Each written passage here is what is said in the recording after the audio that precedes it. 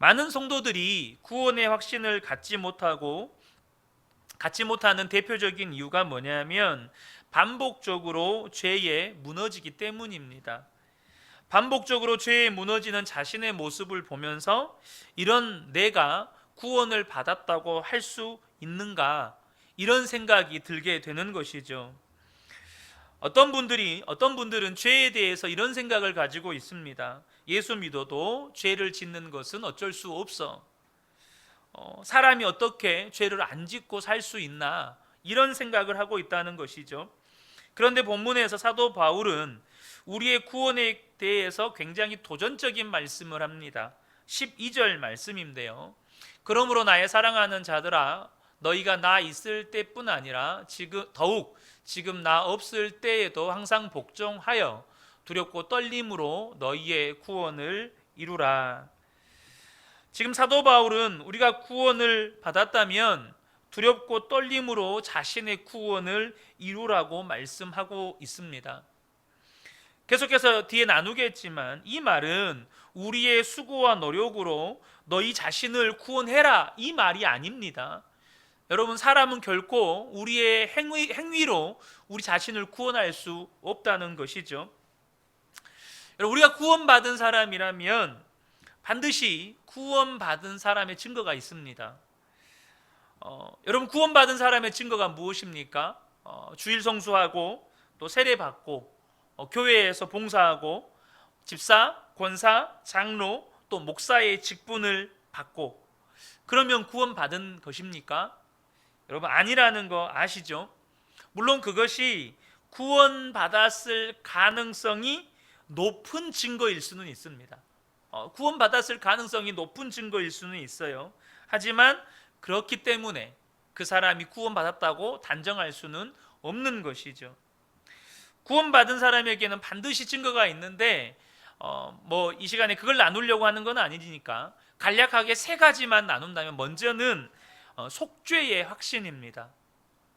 예수님께서 십자가의 은혜로 내 모든 죄를 사하셨다, 나는 모든 죄가 사함 받았다라고 하는 것에 대한 확신을 갖는 것입니다. 두 번째는 예수님이 내 안에 오셨다는 것을 분명하게 믿는 것이죠. 사랑하는 성도 여러분, 여러분 속죄함 받으셨습니까? 자, 그러면 여러분은 왜 속죄함을 받으셔야 합니까? 천국 가기 위해서요? 여러분, 더 그것보다 근본적인 이유가 있습니다. 여러분이 속죄함을 받으셔야 하는 이유는 예수님이 우리 안에 오셔야 하기 때문입니다. 여러분, 성경을 잘 보십시오. 하나님이 인간의 죄 때문에 함께 하실 수가 없어서 하나님의 성령이 인간을 떠나가셨습니다. 이게 창세기에 나온 기록이죠. 그래서 우리의 죄가 속죄되어야 하는 이유는 뭐냐면 죄 때문에 떠나가신 그분께서 우리에게 다시 오셔야 하기 때문입니다. 구원받아서 천국 가는 거, 이것은 그 다음의 문제예요. 우리와 함께 계셨던 하나님께서 우리와 다시 함께 하시려면 우리가 속죄함을 받아야 하는 거예요. 그래서 저와 여러분은 우리가 죄 사함을 받았기 때문에 하나님이 우리 안에 오실 수 있게 되신 거예요. 그래서 이제 우리는 예수님과 함께 사는 사람이 된 것입니다. 그래서 예수님과 함께 사는 사람이 되었기 때문에 이 구원받은 사람의 세 번째 증거가 뭐냐면 삶이 바뀐다는 겁니다. 삶의 변화 또한 구원받은 사람의 증거라는 것이죠. 13절 말씀에 분명히 하나님이 우리 안에 역사하신다고 말씀하고 계십니다. 13절을 보면 너희 안에서 행하시는 이는 하나님이시니, 우리 안에서 역사하시는 이 하나님은 성령 하나님이신 것을 다 아시죠. 그런데 여기에서 사도 바울이 말씀하고 있는 요점은 뭐냐면 하나님이 우리 안에 오셨으니 우리가 어찌 예수 믿기 전에 옛사람의 모습으로 살 수 있느냐는 거죠. 지금 우리가 앞서 읽었던 12절 말씀을 보면 그러므로 나의 사랑하는 자들아, 너희가 나 있을 때뿐만 아니라 더욱 지금 나 없을 때에도 항상 복종하여 두렵고 떨림으로 너희 구원을 이루라. 이 말을 왜 했을까요? 계속해서 나누겠지만 지금 사도 바울이 빌립보 교회 성도들을 향해서 하는 말이 뭐냐면 이 빌립보 교회 성도들이 나 있을 때, 사도 바울이 그들과 함께 있을 때는 잘 복종했어요. 하나님의 말씀에 잘 순종했어요. 근데 사도 바울이 빌립보를 떠나오니까 소문이 들려요. 무슨 소문이요? 사도 바울이 떠나니까 빌립보 교회 성도들이 하나님의 말씀에 순종하지 않고 사는 거예요. 지금 사도 바울이 말씀하는 요점은 뭐냐면 너희 안에 성령님이 계시는데 성령님이 계신 사람은 옛 사람처럼 살 수 없다는 겁니다. 그렇게 불순종하면서 살 수 없다는 것을 말하는 거예요. 예수 믿으면 사람이 완전히 거듭나고 생활이 바뀌고 사람이 변화되는 이유는 우리가 속죄함을 받은 것뿐만 아니고 예수님이 우리 안에 오셨기 때문입니다. 그래서 이 사람이 진짜 예수 믿는 사람인지 아닌지는 그 사람의 열매를 보고 안다는 것이죠. 예수님이 그 사람 안에 계시다면 반드시 그 사람에게서는 예수님이 계시다는 역사가 나타나게 되어 있다는 것입니다. 그래서 예수님께서 열매를 보고 그 나무를 알듯이 그 사람의 삶을 보고 그 사람이 구원받은 사람인지 아닌지를 알 수 있다고 말씀하셨습니다. 마태복음 7장 17절에서 19절을 보면 이와 같이 좋은 나무마다 아름다운 열매를 맺고 못된 나무가 나쁜 열매를 맺나니 좋은 나무가 나쁜 열매를 맺을 수 없고 못된 나무가 아름다운 열매를 맺을 수 없느니라. 아름다운 열매를 맺지 아니하는 나무마다 찍혀 불에 던져지느니라. 이건 무서운 말씀입니다. 예수를 믿는다면 분명하게 예수를 믿는 삶의 열매가 있고 그 삶의 열매가 없다는 것은 그 사람은 예수를 믿는 것이 아니라는 것이죠. 그리고 어떻게 된다는 것이죠? 마지막 날에 찍혀서 지옥에 던져진다는 거예요. 이 말씀을 하고 계시는 것입니다. 사도 바울이 빌립보 교회에 있을 때 빌립보 교회 성도들은 온전히 순종하는 사람들이었습니다. 그런데 방금 앞서 설명드린 것처럼 사도 바울이 빌립보를 떠나서 들려오는 소식이 뭐냐면 빌립보 교회 성도들이 사도 바울이 빌립보 교회에 있을 때처럼 순종하지 않는다는 것이에요. 사도 바울이 그 이야기를 듣고 너무나도 안타까웠어요. 자신이 있을 때나 없을 때나 빌립보 교회 성도들이 하나님 앞에 순종하는 것이 달라지면 안 된다는 것입니다. 그러면서 사도 바울이 하는 이야기가 뭐냐면 두렵고 떨림으로 자신의 구원을 이루라는 것이에요.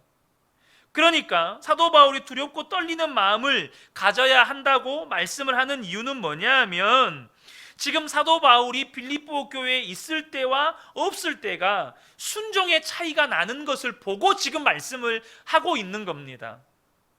사도 바울이 걱정하고 있는 것은 이것이에요.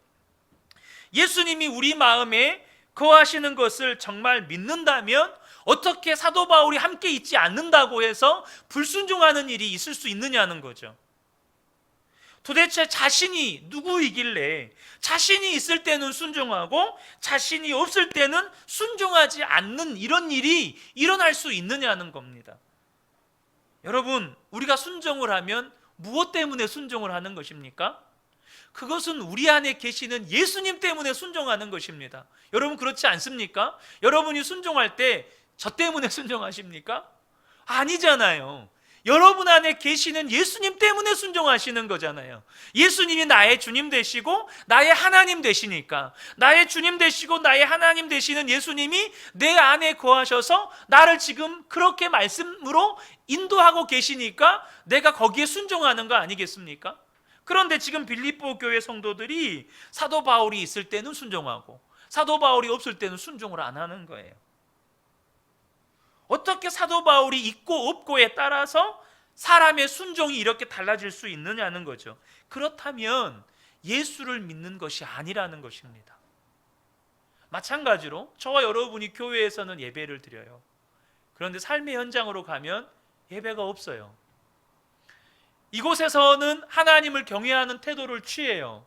그런데 삶의 현장으로 가면 하나님을 경외하는 태도를 취하지 않아요. 그 말은 무슨 말이라고요? 그 말은 예수님을 안 믿는 말이라는 거예요.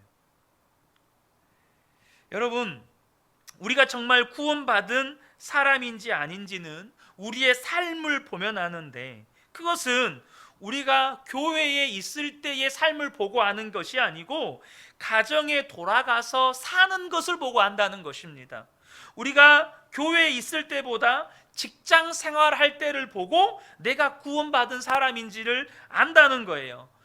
목사인 저와 함께 있을 때의 말과 행동을 보고 아는 게 아니고 세상의 직장 동료나 친구들이나 가정에서 가족들과 있을 때 어떤 행동과 말을 하느냐에 따라서 알 수 있다는 겁니다. 사람과 같이 있을 때보다 나 혼자 있을 때 내 모습을 보고 내가 진짜 구원받은 사람인지 아닌지를 알 수 있다는 거예요.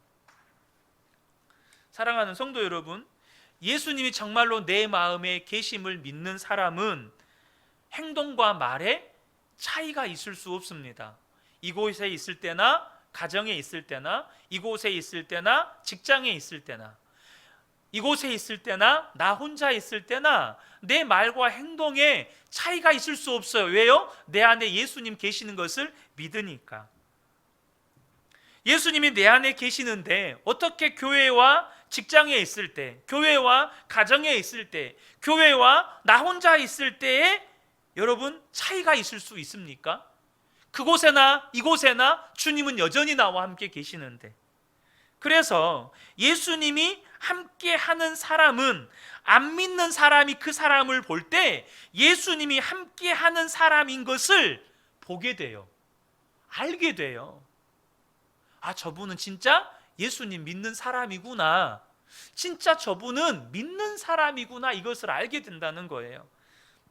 창세기 39장 2절과 3절에 요셉에 대한 이야기가 나오죠. 여호와께서 요셉과 함께 하심으로 그가 형통한 자가 되어 그의 주인 애굽 사람의 집에 있으니 그의 주인이 여호와께서 그와 함께 하심을 보며 또 여호와께서 그의 범사에 형통하게 하심을 보았더라. 여러분, 저와 여러분이 기억하셔야 합니다.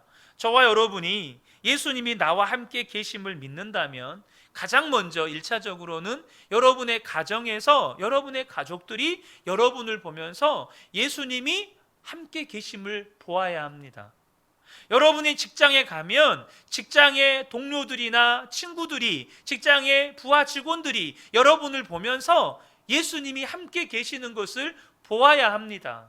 만약에 내 주변에 나와 가까운 사람들이 나를 통해서 나와 예수님이 함께 계시는 것을 보지 못하고 있다면 두 가지 중에 한 가지죠. 예수님을 안 믿고 있거나 아니면 내가 예수님을 믿고 있음에도 불구하고 그 예수님을 믿는 삶을 내가 드러내지 않았거나. 사랑하는 성도 여러분, 상황과 환경이 바뀌는 것에 따라서 행동이 달라지고 말이 달라지면 구원받은 사람이라고 볼 수 없는 거예요. 왜요? 그것은 예수님이 내 안에 계신 것을 안 믿는 것이니까요. 우리가 어떻게 행동하고 말해야 하는가에 대한 것은 분명하게 내 안에 계신 예수님의 인도하심을 받으셔야 합니다. 여러분, 예수님을 믿는다는 게 뭐죠? 거듭해서 말 나누는 말씀이지만 예수님을 믿는다는 건 나는 죽고 예수로 사는 거예요. 내 생명은 십자가에서 죽었고 이제 예수의 생명으로 사는 겁니다. 그러므로 내 안에는 하나의 생명밖에 없어요. 오직 예수님의 생명밖에 없습니다. 그렇다면 내 안에 계시는 생명이 예수의 생명이라면 나의 생각이나 말이나 행동이 예수님다워야 합니다. 그 예수님다워야 하는 것은 우리 안에 계신 예수님께서 우리에게 마음을 주시고 또 우리가 주님이 기뻐하시는 일을 선택하고 결정하고 행동하도록 주님이 역사하십니다. 그 예수님의 인도하심을 계속해서 받는 사람이 예수님의 사람인 거죠. 지금 사도 바울이 두렵고 떨리는 마음으로 자기의 구원을 이루어 가라고 말씀하셨는데, 이 말은 구원받을까 받지 못할까 봐 두려워하라는 말이 아닙니다. 내가 구원받았을까? 내가 구원받지 못했을까? 그렇게 두려워하라는 말씀이 아닙니다. 지금 사도 바울이 말씀하는 것은 뭐냐면 내가 세례받고 구원받았다는 것은 천국 가는 티켓을 받았다, 혹은 어떤 자격증을 땄다, 합격증을 받았다, 이렇게 생각하지 말라는 거예요. 무슨 말이냐면, 여러분, 내가 운전면허증을 땄어요. 그럼 운전면허증을 딴 사람은 운전을 하고 갈 때 앞에 경찰이 있다고 해서 두렵습니까? 안 두렵습니까? 이게 어렵습니까? 이 질문이 어렵나요? 여러분, 운전면허증이 있어요. 그래서 운전을 하고 가요. 그럼 앞에 경찰이 있다고 해서 두려워요? 안 두려워요? 안 두렵습니다. 두려운 사람은 누구죠? 면허증이 없는 사람이에요. 여러분, 대학교에 합격했어요. 합격증을 받았어요. 그 사람은 두렵습니까? 안 두렵습니까? 안 두려워요. 근데 합격증을 못하고 예비 몇 번입니다 이러고 있으면 발표 날 때까지 두려운 거예요. 자, 그러면 여러분, 만약에 저와 여러분이 구원받았다고 하는 것이 천국행 티켓 혹은 합격증을 받았다면 여러분, 우리의 삶에 두려워할 이유가 있어요, 없어요? 없어요. 그러니까 무슨 말이냐면, 두렵고 떨림으로 구원을 이루어라는 이 말은 지금 너희가 구원받았다는 것은 천국행 티켓 받은 게 아니라는 거예요. 예수를 믿고 구원받은 자의 삶을 사는 것은 천국행 티켓 산 게 아니라는 것입니다. 여러분, 구원받았다는 건 뭐죠? 예수님이 내 안에 오셔서 이제 예수님과 함께 사는 거예요. 그러면 여러분, 예수님이 함께하는 사람의 마음 안에는 뭐가 있죠? 두렵고 떨림이 있습니다. 예수님이 진짜로 그 마음 안에 사는 사람은 두렵고 떨림이 있어요. 이 두렵고 떨림은 공포 영화를 보면서 존재하지도 않는 그 불특정의 대상에 대한 공포심이나 혹은 마귀가 우리의 마음에 심어주는 그런 공포심이 아니에요. 여기서 말하는 두렵고 떨림은 뭐냐 하면, 내가 이전에는 예수님 없이도 살았어요. 예수 안 믿을 때는요. 그러니까 죄를 짓는 것도, 그리고 예수님이 그 죄를 심판한다는 것도 믿어지지도 않고 두려워하지도 않았어요. 예수님을 안 믿는데 죄 짓는 게 뭐가 두려워요? 그런데 이제는 예수님이 내 안에 계셔서 나와 함께 사세요. 늘 예수님이 나와 함께 살고 계세요. 그러니까 예수님과 함께 사는 사람의 마음에 두렵고 떨림은 뭐냐 하면 바로 죄를 짓는 것에 대한 두렵고 떨림이에요. 그 죄를 심판하시는 주님에 대한 두렵고 떨림이에요. 이것을 다른 표현으로 바꾸면 하나님을 경외함이에요. 죄를 짓는 것에 대한 두려움, 그 죄를 심판하시는 심판주 되시는 예수님에 대한 두려움, 곧 하나님에 대한 경외함을 말하는 것입니다. 사랑하는 성도 여러분, 그래서 예수님이 내 안에 계시다는 것을 믿는 사람은 매사에 하나님을 경외함으로 판단하고 결정해 가는 거예요. 그것이 예수님의 인도함을 받는 것입니다. 그래서 예수님께서 그 속에서 살아 계시는 사람은, 예수님이 그 속에 함께하는 사람은요, 무슨 일이 일어나죠? 그 안에 예수님께서 하나님을 기쁘시게 하는 일을 사모하게 만들어요. 하나님이 기뻐하시는 일을 사모하게 만들고 그 일을 하도록 예수님이 그 안에서 역사하세요. 그게 13절이죠. 하나님은 여러분 안에서 활동하셔서 여러분으로 하여금 하나님을 기쁘게 해드릴 것을 염원하게 하시고 실천하게 하시는 분이십니다. 이분은 성령 하나님이시죠. 우리 안에 거하시는 성령으로 오신 예수님, 그분이 우리 안에서 하나님이 기뻐하시는 일들을 하도록 마음의 염원을 준대요. 마음의 소원을 준대요. 또 그 일을 하게 하신다는 것입니다. 여러분, 그러면 우리 안에 계시는 예수님이 우리 안에서 하나님을 기쁘시게 하기 위해서 주시는 그 소원, 그리고 그것을 행하게 하시는데 그게 뭘까요? 제가 얼마 전 새벽에 천국 백성에게 나타나는 뚜렷한 두 가지 열매 나눴어요.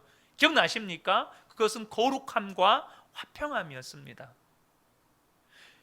하나님이 기뻐하시는 일, 여러분 예수님이 그 안에 계시는 사람은요 죄 짓기를 싫어해요. 죄 짓는 걸 두려워해요. 그리고 무엇을 또 사모하죠? 화평함을 사모하고 화평함을 추구한다는 겁니다. 그래서 사도 바울이 이어서 하는 말씀이 뭐냐면 우리 안에 계신 예수님을 바라보라고 하면서 특별히 불평과 시비가 없기를 당부합니다. 자, 14절 말씀입니다. 무슨 일이든지 불평과 시비를 하지 말고 하십시오 라고 당부를 해요. 이것이 화평함 아니겠습니까? 이렇게 말씀하는 것을 보면 무엇을 의미합니까? 지금 빌립보 교회 안에 불평과 시비가 있었다는 거예요. 사도 바울은 이게 너무 안타까운 거죠. 어떻게 당신들 안에서 불평과 시비가 있을 수 있습니까? 사도 바울이 왜 이게 안타까웠을까요? 여러분, 사람이 살다 보면 불평이나 시비가 있을 수 있지 않습니까? 그런데도 사도 바울이 지금 빌립보 교회 안에 불평과 시비가 일어나는 것에 대해서 안타까워하는 이유는 뭐냐면 그들이 정말로 예수님이 그들 안에 계심을 믿는다면 어떻게 불평과 시비가 있을 수 있느냐는 거죠. 이 불평과 시비가 있다는 이 말은 뭐냐면 그들 안에 예수님이 계시다는 것을 그들이 지금 믿고 있지 않다는 거예요. 그게 안타까운 거예요. 그들 안에 불순종이 있었다는 건 그들 안에 예수님이 계시다는 것을 그들이 믿지 않고 있었다는 거예요. 사도 바울의 안타까움, 사도 바울의 아픔은 이것입니다. 사랑하는 성도 여러분, 예수님 없이 사람들끼리 모였다면 당연히 불평도 있고 시비가 있을 수 있죠. 하지만 우리 안에 예수님이 계시는데 어떻게 예수님이 우리 안에 내 안에 모시고 살면서 입으로 불평을 담고 또 예수님을 모시고 사는 사람들이 서로가 시시비비를 따질 수 있느냐는 거죠. 사도 바울의 정말 답답함은 이것이었습니다. 여러분, 이스라엘 백성들이 출애굽을 하고 난 다음에 불평과 원망 때문에 광야에서 망한 것을 우리는 다 알고 있습니다. 그런데 여러분, 그들이 무엇 때문에 불평하고 원망했습니까?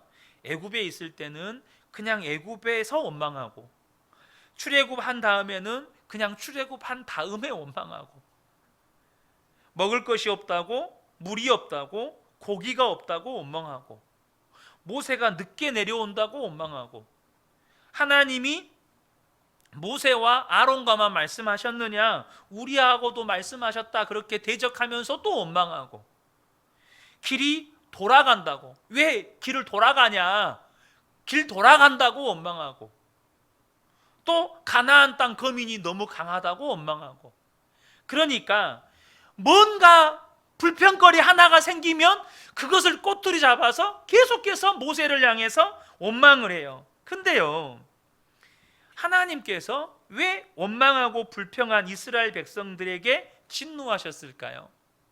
왜 그러셨을까요? 모세가 이스라엘 백성들의 원망과 불평 때문에 하나님 앞에서 죽겠다고 나 데려가 달라고 막 이렇게 생떼를 쓴 적이 있습니다. 그때 하나님께서 모세에게 뭐라고 말씀하시냐면 그 원망과 불평은 너를 향하여 한 것이 아니고 나를 향하여 한 것이다 라고 말씀하셨습니다. 그러니까 우리의 삶에서 우리가 하고 있는 원망과 불평은 상황 때문에 혹은 환경 때문에 어떤 문제 때문에 혹은 그 사람 때문에 하는 원망과 불평일 수 있지만 하나님은 이 모든 것을 다 하나님을 향한 원망과 불평으로 들으신다는 거예요. 사랑하는 성도 여러분, 주님은 우리의 모든 원망과 불평을 그 상황이나 그 환경이나 문제나 혹은 그 사람이나 그것으로 원인으로 보시지 않아요. 왜요? 그분 안에 예수님이 계시거든요. 그 백성들을 인도하신 분이 하나님이시거든요. 그래서 하나님을 향한 원망과 불평으로 들으신다는 거예요. 여러분, 원망과 불평을 하지 않게 되는 것이 엄청난 믿음의 역사인 것을 아셔야 합니다. 하나님 앞에 원망과 불평을 하지 않게 되는 것, 이게 엄청난 은혜의 역사예요. 그런데 예수님이 나와 함께 계시는 것을 믿지 못하면 여러분, 우리가요 원망과 불평을 안 하려고 해도 원망과 불평이 나와요. 왜요? 우리의 육신은 언제나 본능대로 반응하거든요. 우리의 육신은 언제나 우리의 육체의 욕심대로 반응을 해요. 미국의 캔자스시티의 월 보웬이라는 목사님께서 불평 없이 살아보기라는 책을 쓰셨습니다. 그분은 우리가 겪는 모든 불행의 원인이 불평에 있다는 것을 깨닫고 그 목사님이 심무하는 교회에서 불평 없는 삶을 만드는 운동을 전개하셨습니다. 불평 없는 삶 만들기. 미국 같은 교회는 이런 캠페인 같은 것을 종종 하거든요. 그래서 그 방법은 뭐였냐면 보라색 고무밴드를 성도들에게 나눠주어서 그 고무밴드를 손목에 끼고 21일 동안 불평하지 않고 사는 거예요. 그런데 이 고무밴드의 역할이 뭐냐면 자신이 불평을 하면 이 고무밴드를 반대 손으로 옮겨 끼는 겁니다. 그러니까 나도 모르게 불평을 하면 그 고무밴드를 반대 손목에 끼고 다시 불평하지 않고 사는 21일을 시작하는 거예요. 그러니까 불평을 하면 반대로 끼고 다시 21일 시작.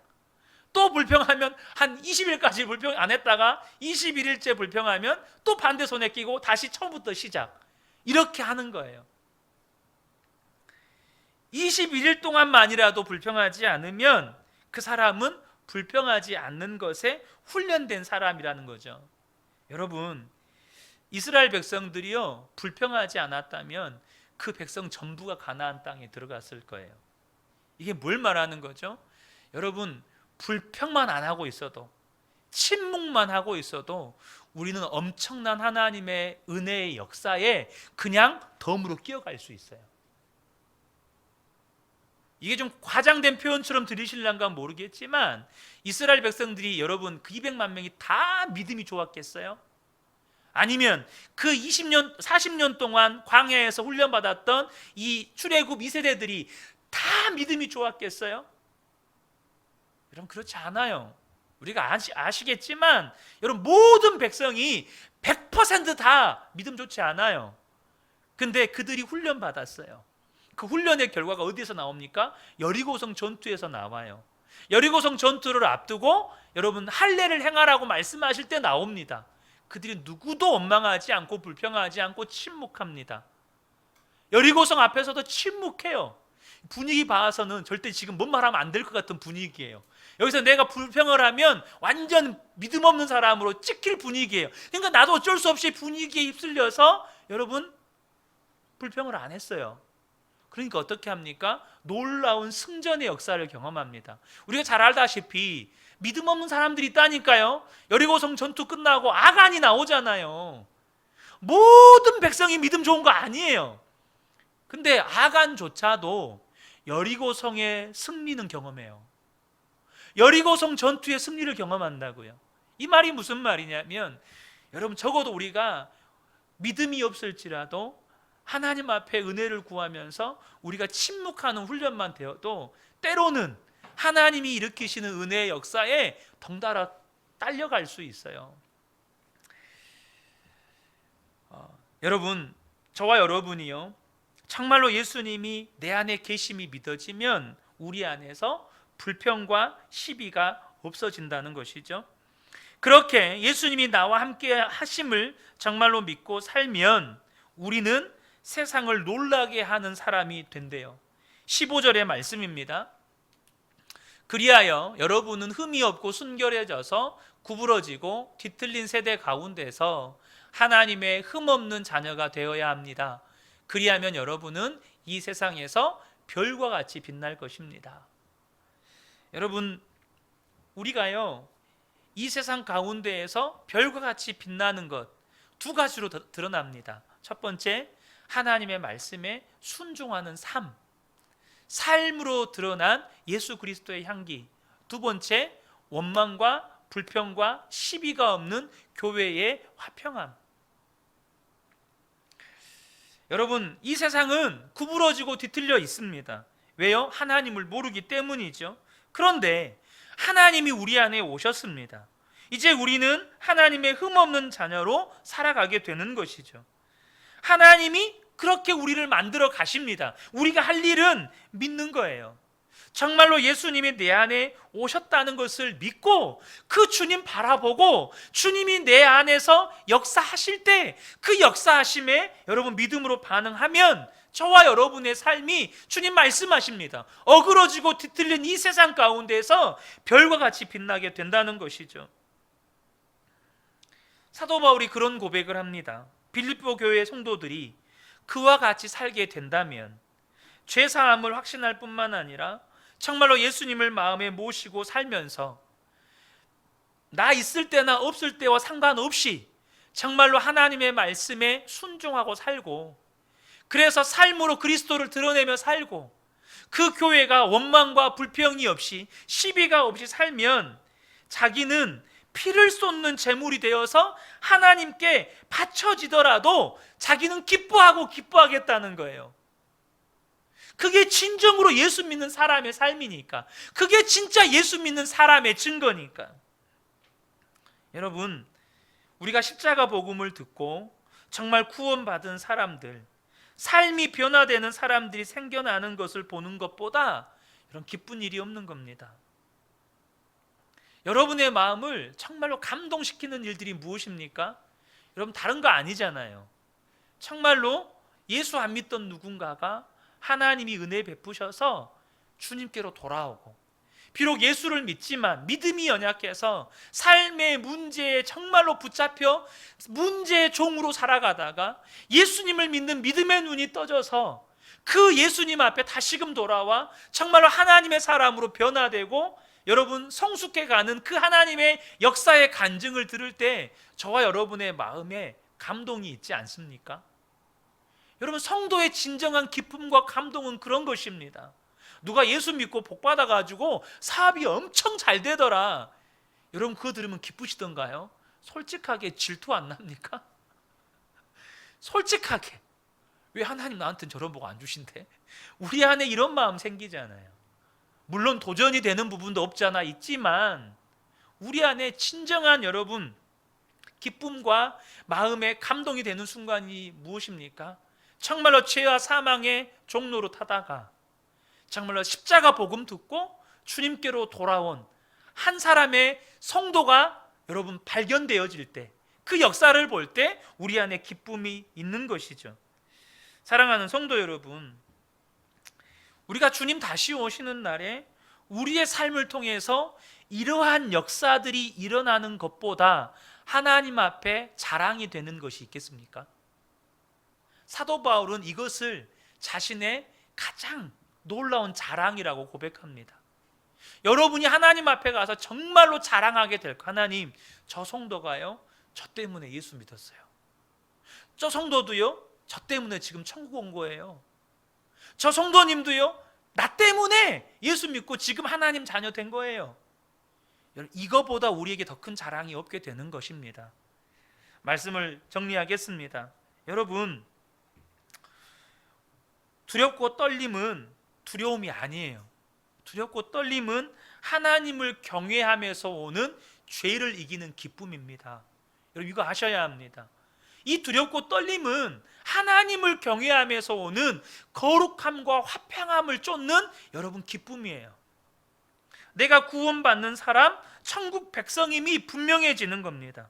이 땅에서부터 예수님이 주님 되신 삶을 살고 여러분 영원한 하나님 나라로 들어가기에 합당한 삶을 사는 거예요. 만약 저와 여러분이 이 예배가 끝나고 주님이 정말로 눈에 보여요. 그 주님과 함께 집으로 가고 그 주님과 함께 내일 아침 직장에 가고 학교에 간다면 여러분의 가정에 있는 문제 다 끝납니다. 여러분 그렇지 않습니까? 여러분의 직장에 있는 문제 다 끝나는 거예요. 근데 왜 끝이 안 났어요? 주님이 나와 함께 계신다는 것이 눈이 안 떠졌어요. 이게 분명한 믿음이 아닌 거죠. 사랑하는 성도 여러분, 정말 우리가 예수 믿고 구원받고 나면 내 마음에 주님이 함께 계시는 것에 대한 경외함 때문에 정말로 죄를 이기는 거룩함, 또 화평함을 누리는 기쁨, 그것 때문에 때로는 눈물 짓고 때로는 감동하고 내 삶이 더욱더 예수님을 닮아갈 것을 기대하게 만들고, 여러분, 사람이 무섭겠습니까? 상황이나 환경이 무섭겠습니까? 저와 여러분이 정말로 내 안에 계시는 예수님 때문에 갖게 되는 하나님을 경외함, 하나님을 경외함, 그로 말미암은 죄를 이기는 거룩함, 또 화평함, 이 모든 은혜를 삶의 현장에서 계속해서 누려가시게 되기를 우리 주님의 이름으로 축복합니다. 아멘.